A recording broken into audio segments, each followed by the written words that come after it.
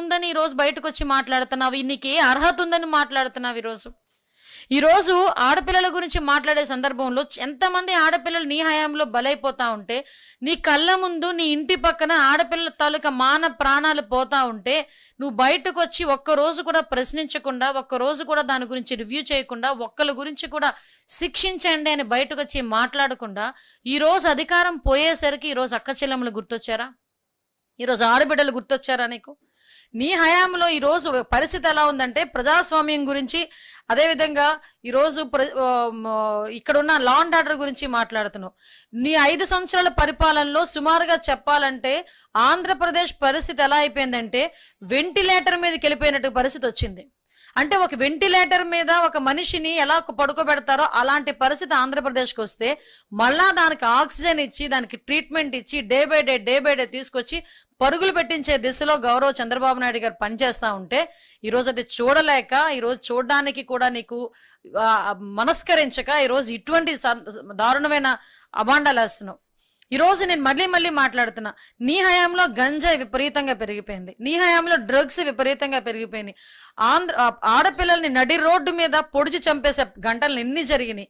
నువ్వు స్వతంత్రం వచ్చిన తర్వాత ఇలాంటివి జరగలేదో నువ్వు మాట్లాడేవి. ఈరోజు స్వతంత్ర దినోత్సవం రోజే రమ్య అనే అమ్మాయిని నీ హయాంలో నడి రోడ్డు మీద పొడిచి చంపిన ఘటన నువ్వు మర్చిపోయావేమో కానీ జగన్మోహన్ రెడ్డి మేమెవరు మర్చిపోలే. ఆ రోజు మేము అమ్మాయిని ఒకసారి పరామర్శించిన, వాళ్ళ కుటుంబ సభ్యులను పరామర్శించడానికి వెళ్తే అదే రోజు లోకేష్ గారి మీద, మా మీద కూడా ఇప్పటికీ ఆ కేసు నడుస్తూనే ఉంది, ఆ కేసులు ఉన్నాయి మా మీద. అంటే ఈరోజు నువ్వు మాట్లాడుతున్నావు. నేను చాలా క్లియర్గా చెప్తున్నా, ఇక్కడ చాలా బాధపడి నేను ఇక్కడ కూర్చొని ఈరోజు మాట్లాడుతున్నా.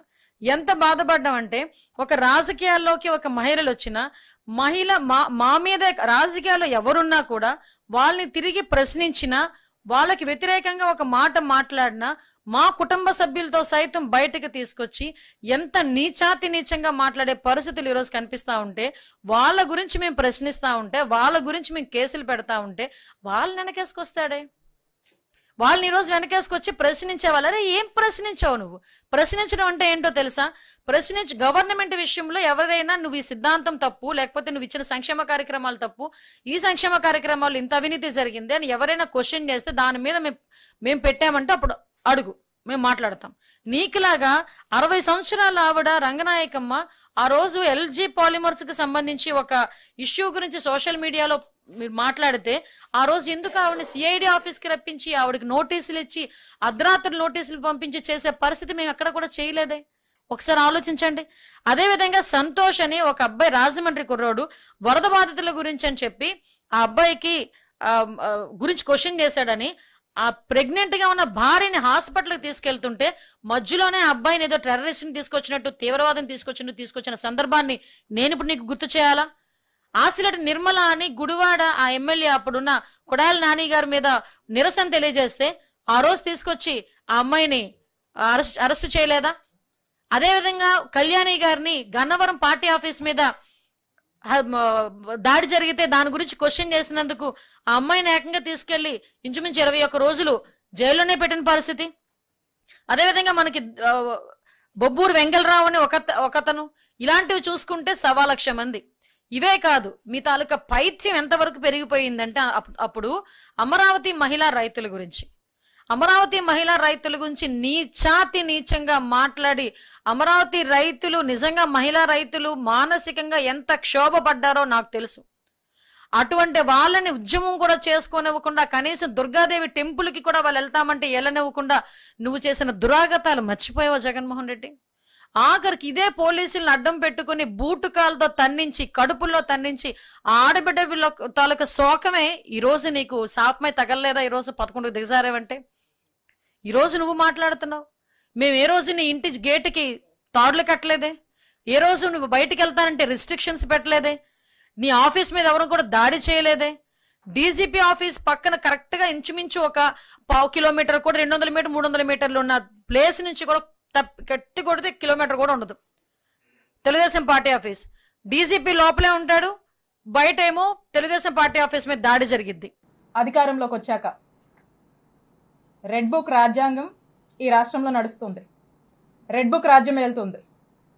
ఈ రెడ్ బుక్ రాజ్యంలో భాగంగా విడుదల రజనీని టార్గెట్ చేస్తుంది. ఈ 10 నెలల కాలంలో మనం చూస్తున్నట్టయితే వరుసగా ఏదో ఒక హ్యూమిలియేషన్, ఏదో ఒక పుట్టుడు కేసులు, పెట్టుడు కేసులు, ఏదో విధంగా గాలి మాటలు పోగేసుకొని ఇష్టం వచ్చినట్టుగా వాళ్ళకున్నటువంటి అనేక మీడియా ప్లాట్ఫామ్స్ ని వాడుకొని, ఎలక్ట్రానిక్ మీడియా కావచ్చు, ప్రింట్ మీడియా కావచ్చు, సోషల్ మీడియా ప్లాట్ఫామ్స్ కావచ్చు, వాళ్ళకు అనుకూలంగా ఉన్నటువంటి అన్ని మాధ్యమాల్ని కూడా వాడుకుంటూ వరుసగా హ్యూమిలియేట్ చేస్తూ, డిఫేమ్ చేస్తూ, అదిగో విడుదల రజని, ఇదిగో విడుదల రజని, అదే ఆవు కథ, అదే కథ, అదే కథ, ఎక్కడ చూసినా కూడా అదే కథ వరుస పెట్టి రిపీట్ చేసి చేసి చేసి చేసి మొత్తానికి ఈ రోజుకి ఒక కన్క్లూజన్కి తీసుకొచ్చారు. అది ఈరోజు చూసినట్టయితే నా మీద ఏసీబీ కేసు కట్టారు. ఏంటి ఈ ఏసీబీ కేసు? అసలు ఈ కేసు గురించి మనం మాట్లాడితే, ఈ కేసుకి సంబంధించి ఎవరైతే కంప్లైంట్ ఇచ్చారో, ఈ కంప్లైంట్ ఇచ్చిన వాళ్ళని నేను ఏ రోజు చూడలేదు. ఈ కంప్లైంట్ ఇచ్చిన వాళ్ళు నన్ను ఏ రోజు కలవలేదు, నేను వాళ్ళని ఏ రోజు కలవలేదు. ఈ కంప్లైంట్ ఇచ్చిన వాళ్ళతో నేను ఎప్పుడు మాట్లాడలేదు. ఈ కంప్లైంట్ ఇచ్చిన వాళ్ళకి నాకు అసలుకి నో గివ్ అండ్ టేక్, ఏ మాత్రం కూడా వీళ్ళతో నాకు సంబంధం లేదు. వీళ్ళు అల్లినటువంటి కట్టు కథకు నాకు ఎటువంటి సంబంధం లేదు. అయినప్పటికీ కూడా ఒక కట్టు కథ అల్లి ఈ ఓరల్ బేస్డ్ ఆధారాలని బేస్ చేసుకొని ఈ రోజున ఏసీబీ కేసు నమోదు చేశారు.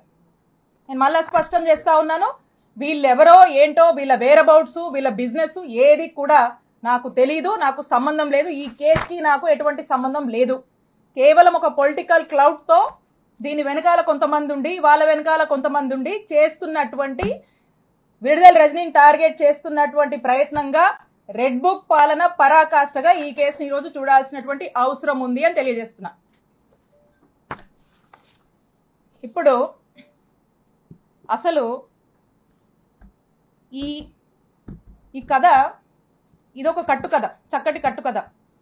ఈ కథలోకి వెళ్తే అసలు ఎందుకు వీళ్ళు ఇలా చేస్తున్నారు, ఎందుకు ఈ కేసు పెట్టాల్సి వచ్చింది, ఏంటి కారణాలని కనుక మనం చూస్తే, ఈ పెట్టినతను టీడీపీ సంబంధించినటువంటి వ్యక్తి.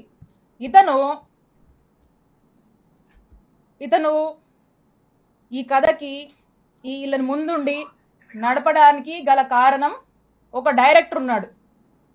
ఈ డైరెక్టరు, ఈ స్క్రీన్ ప్లే, వీళ్ళంతా కూడా ఈ యాక్టర్స్, ఆర్టిస్టులు వీళ్ళంతా.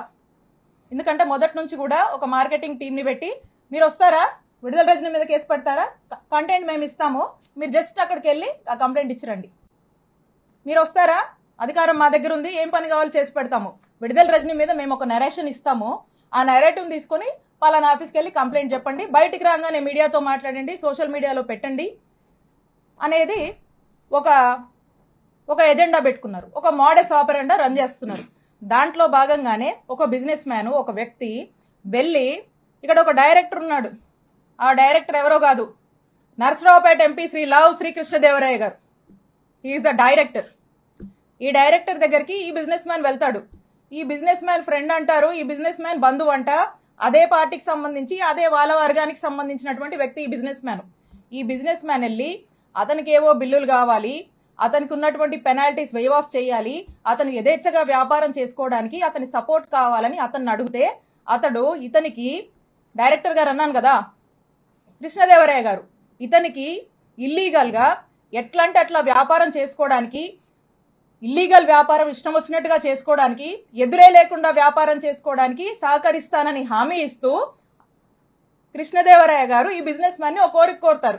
ఏంటంటే, నా టార్గెట్ విడుదల రజని, ఈ విడుదల రజని మీద తన్ని డిఫేమ్ చేయాలి, తన మీద ఏదో ఒక కంప్లైంట్ పెట్టండి, తన్ని డిఫేమ్ చేద్దాము, కంప్లైంట్ పెట్టించడము, ఆ పైన ఫాలోఅప్లు వ్యవహారాలు మొత్తం నాది బాధ్యత, మీరు అలా కంప్లైంట్ పెట్టి నేను చెప్పిన ఆఫీస్కి వెళ్ళి ఇచ్చేసి మీరు ఇంట్లో కూర్చోండి మెలకుండా, నేను నడుపుతా అని చెప్పి మీ బిజినెస్లు నడిపిస్తా అని అతనికి అభయం ఇచ్చి వెనకుండి ఈ విధమైనటువంటి దారుణమైనటువంటి ఇల్లీగల్ కేసుని నా మీద, మా స్టాఫ్ మీద, మా మరిది మీద పెట్టించినటువంటి ప్రయత్నం చేశారు.